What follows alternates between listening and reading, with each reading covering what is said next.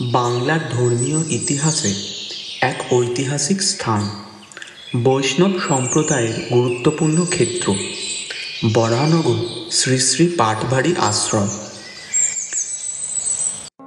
মহাপ্রভু শ্রীচৈতন্যদেবের আগমন, পণ্ডিত রঘুনাথের ভগবত পাঠে বিভোর হয়ে মহাপ্রভুর ৩ প্রহর নৃত্য, তারপর পণ্ডিত রঘুনাথ উপাধ্যায়কে ভগবত আচার্য উপাধি প্রদান এবং নিজের ব্যবহৃত পাদুকা জোড়া দান, একাধিক ঐতিহাসিক ঘটনার সাক্ষী এই পাটবাড়ি।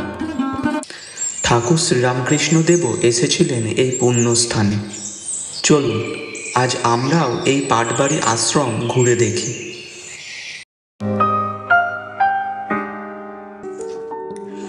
বরাহনগর শ্রী শ্রী পাটবাড়ি আশ্রমের প্রবেশদ্বারের বাঁদিকে দেওয়ালে রয়েছে গৌরনিতাইয়ের একটি অপরূপ ভাস্কর্য। প্রবেশপথ দিয়ে আশ্রম প্রাঙ্গণে প্রবেশ করলেই বাঁদিকে অবস্থিত শ্রী গৌরাঙ্গ গ্রন্থ মন্দির।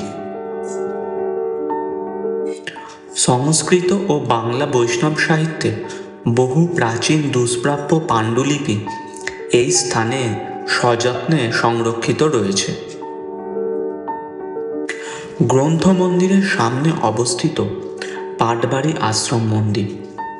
বিশালাকার মন্দির প্রাঙ্গণ, শ্বেত শুভ্র রঙে সোনালি সূর্যের আলো যেন চৈতন্য মাহাত্ম্যের বিচ্ছুরণ। আজ থেকে প্রায় ৫০০ বছর আগের কথা।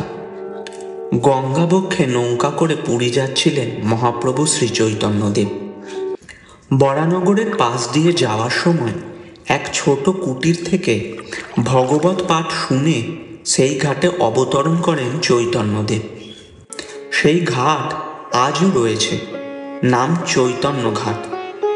গঙ্গার ঠিক পাশে মহাপ্রভু শ্রীচৈতন্যদেবের বিগ্রহ যেন সেই ঘটনার চিরন্তন প্রমাণ। এখানেই ছিল ব্রাহ্মণ পণ্ডিত রঘুনাথ উপাধ্যায়ের ভজন কুটির। তাঁর শ্রীমুখ থেকে শ্রীমদ্ ভগবত পাঠ শুনে প্রেমানন্দে বিভোর হয়ে মহাপ্রভু শ্রীচৈতন্যদেব ৩ প্রহর নৃত্য করেছিলেন। তারপর রঘুনাথকে বুকে জড়িয়ে ধরে বলেছিলেন, আচার্য, তুমি আজ আমায় বড়ই আনন্দ দান করলে। আমি জন্মা অবধি অনেকবার শ্রী ভগবত পাঠ শ্রবণ করেছি, কিন্তু এমন শ্রী ভগবত পাঠ আমি আর কখনো শ্রবণ করিনি। অতএব আজ থেকে তোমার নাম শ্রী ভগবতাচার্য হল। তুমি এই শ্রীমদ্ ভগবত পাঠ ছাড়া আর কোনো কার্য করো না। মহাপ্রভু শ্রীচৈতন্যের দেওয়া সেই আদেশ পালন করেছিলেন পণ্ডিত রঘুনাথ উপাধ্যায়। কিন্তু তার অন্তর্ধানের পর সময়ের সাথে সাথে বরাহনগরে তার বাসস্থান ধ্বংস হয়ে যায়। জনশ্রুতি অনুসারে কয়েক শতাব্দী পরে এই অঞ্চলে বসবাসকারী এক ব্রাহ্মণ শ্রী নিতাই গৌড়ের কাছ থেকে স্বপ্নাদেশ পেয়ে ভগবত আচার্যের বাসস্থান খনন করে এখানে গৌরনিতাই দেবতাদের প্রতিষ্ঠা করার আদেশ পান।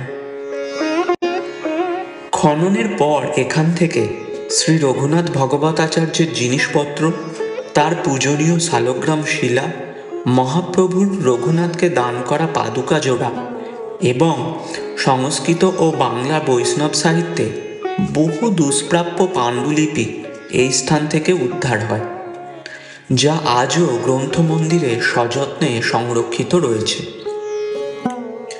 নবনির্মিত মন্দির এবং নাট মন্দির ১৯২৮ সালে প্রতিষ্ঠিত হয়। সমগ্র নাট মন্দির প্রাঙ্গণ জুড়ে চৈতন্য ও কৃষ্ণলীলার বিভিন্ন ঘটনা অপূর্ব সুন্দর রঙিন ভাস্কর্যের মাধ্যমে ফুটিয়ে তোলা হয়েছে। বর্তমান মন্দিরের প্রতিষ্ঠাতা শ্রীমৎ রামদাস বাবাজি। তার গুরু ছিলেন শ্রীমৎ চরণদাস বাবাজি, যার সাথে ঠাকুর শ্রীরামকৃষ্ণদেবের যোগাযোগ ছিল। সেই সূত্রেই ঠাকুর স্বয়ং এখানে এসেছিলেন, কথামৃতে যার উল্লেখ রয়েছে, কিন্তু কোনো সময়কালের উল্লেখ পাওয়া যায় না।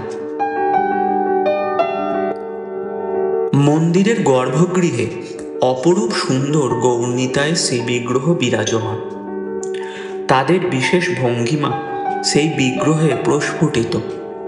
ভগবান চৈতন্যদেব তার তর্জনী বাতাসে তুলে রেখেছেন, যেন সুদর্শন চক্রকে ডাকছেন, এবং নিত্যানন্দ প্রভু অত্যন্ত করুণার সাথে তার হাত প্রদর্শন করছেন। এই দৃশ্য দুই প্রভুর এক সময়ে প্রকাশিত লীলাগুলির কথা মনে করিয়ে দেয়। তাদের পাশে শ্রীকৃষ্ণ রাধার বিগ্রহ অবস্থিত, যা প্রেমময় ভগবানের স্বরূপ ফুটিয়ে তুলেছে।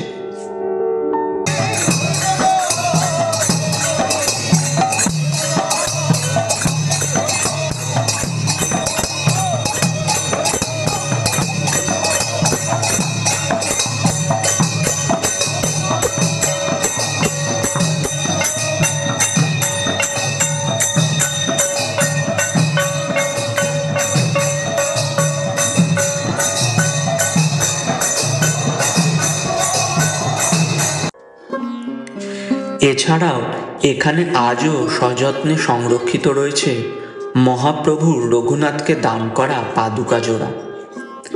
এই পাদুকার দর্শন ভক্ত মনে ভক্তি প্রবল্যের সৃষ্টি করে।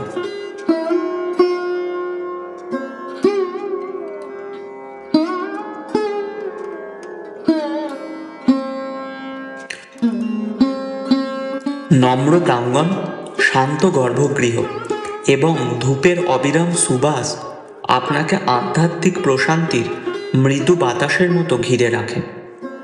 এখানে নিয়মিত বৈষ্ণব বক্তৃতা, ভজন, কীর্তন এবং ধর্ম প্রসঙ্গ হয়। কিভাবে আসবেন এই মন্দিরে? দক্ষিণেশ্বর আলমবাজার মোড় থেকে অটো বা টোটো করে পাটবাড়ি আশ্রম সহজেই আসতে পারবেন। এই আশ্রমে দুপুরে ভোগ প্রসাদের ব্যবস্থা রয়েছে। ভোগ প্রসাদের জন্য এখানে এসে যোগাযোগ করতে হবে। সপ্তাহের শেষে একটি দিন যদি আধ্যাত্মিক শান্তিতে কাটাতে চান, তবে এই আশ্রমে এসে কিছুক্ষণ সময় অতিবাহিত করুন। বরাহনগর শ্রী শ্রী পাটবাড়ি আশ্রম ভ্রমণের এই ভিডিও আপনাদের কেমন লাগলো কমেন্ট করে জানান। ভিডিওটি ভালো লাগলে লাইক করবেন। এই রকম ভক্তিমূলক ভিডিও দেখতে চ্যানেলটি সাবস্ক্রাইব করে সঙ্গে থাকুন। নতুন ভিডিওর আপডেট সবার আগে পেতে স্ক্রিনে দেওয়া লিঙ্কে ক্লিক করে হোয়াটসঅ্যাপ চ্যানেল জয়েন করুন। ধন্যবাদ। জয় ঠাকুর মা স্বামীজির জয়।